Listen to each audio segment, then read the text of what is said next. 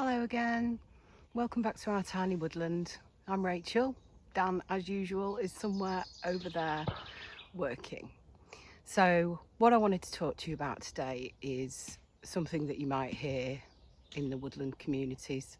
Some people subscribe to it, some people don't, and it's the new woodland owners' golden rule. It's also in a lot of the literature for amenity woodland owners, not necessarily talking forestry professionals, things like that, which I'm not, Dan isn't. We very much rely on research and reading and instinct and what have you, and hope that we always do the right thing. So with buying a woodland, the first thing to do is the golden rule. Now what that is, what we understand it to be, and it's something that we followed to the letter, is for the first year, preferably longer, but most people can't wait, for the first year don't do anything. Don't change anything, don't cut anything down, don't dig anything up. The reason for this is actually quite an important reason, to be fair. And what it is you need to get to know the woodland. You need to get to know the trees, you need to get to know the ecosystem. So what we did is we obviously, got the woodland, we're very excited to have it, and we tried to sit on our hands, but we also wanted to be here doing things. And it was also really important that we started to chronicle the woodland and make records, do surveys, various other things, so that we could get to know it as much as possible. And a lot of that time was simply spent in a couple of camping chairs in silence, watching and listening. The reason that we did that, I'll give a couple of examples. Number one, we have an area of the woodland which in autumn and into winter, the wetter type parts of the year, it becomes a quagmire, it becomes a swamp. It isn't wet woodland, I wish it was. However, I've lost a boot in there before at those times of year.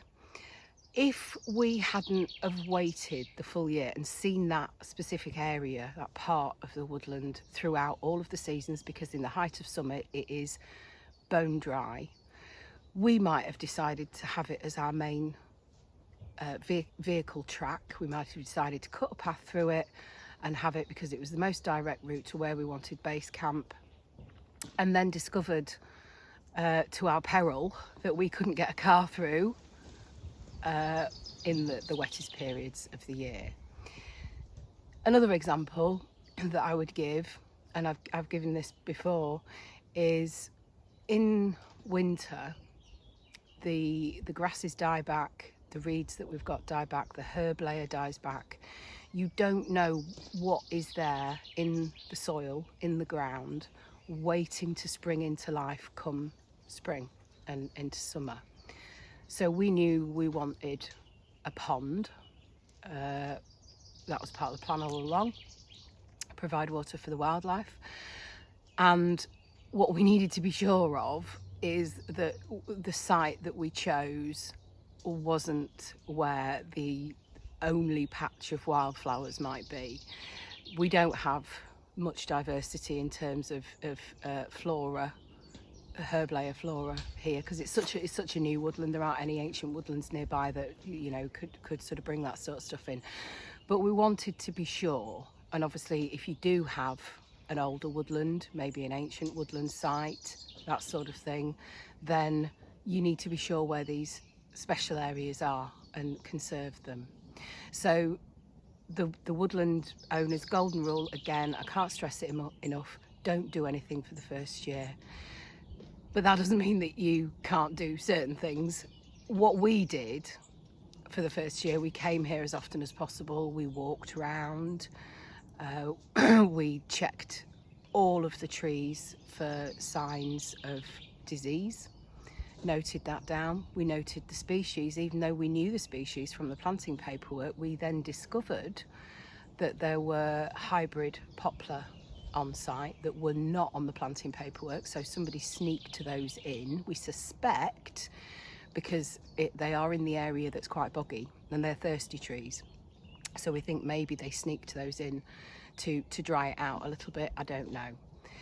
We also did bird surveys. Now there is the Merlin Bird ID app that is really, really useful. You can set your location, GPS, whatever, so it knows the species it's going to be looking for. And what I do is I set it running on my phone and I hang it in a tree and then walk away and leave it for an hour, and it will recognise all the bird song, it will list all of the birds that you've got, and then you know what bird species you've got. We also did insect surveys. Sadly, you can't do that with a particular app. You can identify them with apps. A lot of that was me and Dan taking photographs, checking under fallen logs, and I have got a notebook, a battered old notebook that is full of everything that we found. We looked at the fungi in autumn. What was that? What did it feed? Why was it there? We also looked at the larger the mammals that come into the woodland. So we have a badger, multiple badgers that visit, but no set on site. We have searched thoroughly, no set. So the badgers come. We have a lot of hares. We are surrounded by arable land, perfect hare habitat. So they come into the woodland to graze and for shelter, and they have scrapes in the woodland as well where they rest in during the day. I'm always feel so guilty when I disturb one, so I sort of try and announce my presence before I arrive. I sing a lot in the woodland to let creatures know that I'm coming. So what did I say? We've got hares, we've got badger that visits, we have foxes. Currently, we've always got wild cams on site, multiple wild cams. We don't have the ones that transmit to your phone wherever you might be, because there's barely any mobile signal here, so we couldn't use those. We have the ones where you replace the SD cards, so we exchange those every time we come and then pore over the footage. Lots of oohs and ahs in the early days when we saw things that we'd never seen before. So we sort of know the larger mammals that we have coming in.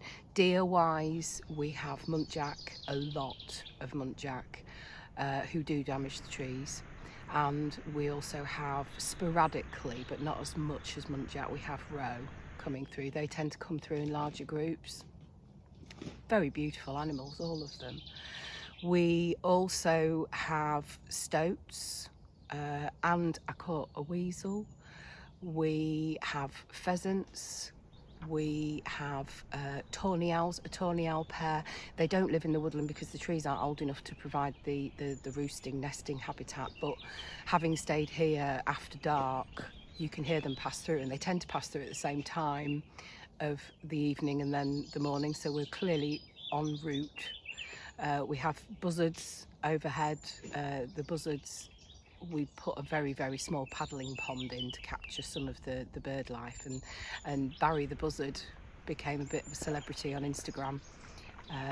So yeah, and last but sadly not least, we have grey squirrels, which are the scourge of forestry and the scourge, in my opinion, of the red squirrel, the native red squirrel. I won't go into that now. I'll go into that in much more detail in another video, all about them, how to manage them, that sort of thing.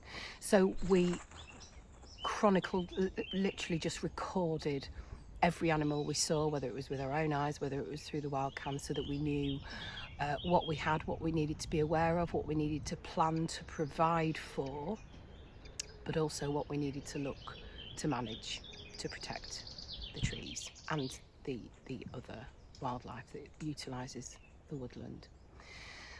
So woodland owners' golden rule. The other thing as well is I just over that year, the woodland map in my head started to really get quite detailed, and I named every area has got a name. We've got 100 Oak just behind me. I'm currently in the Dingle. Just behind the camera we've got Deer Point and various other places, which I'm sure I'll show you at some point. They've all got reasons for the names. And we got to feel it went from a tiny wilderness full of nooks and crannies that we didn't know to recognising individual trees. Some of the trees are named as well, and just getting to know the place and forming this really deep fundamental connection with it. And I think, being a chicken owner, to liken it to that, one of the biggest rules with owning chickens is know your flock. That translates to, if any of your birds are not behaving as they should or not appearing as they should, you know that they need help, what have you. Same goes for woodland. Know your woodland, know your trees, know your inhabitants, and that then best informs what actions you take. So I hope that made sense. And I hope, you know, you'll be able to sort of take from that in your own woodland journey, because it is magical. The first year or 2 years, if you decide to do 2 years, it's actually quite a peaceful time, because you're not thinking, oh, I've got to cut trees down, I've got to do this, I've got to do that. You can literally just sit in a chair like I am now. I'm on a little camping chair, and watch, listen and learn, and most importantly, enjoy.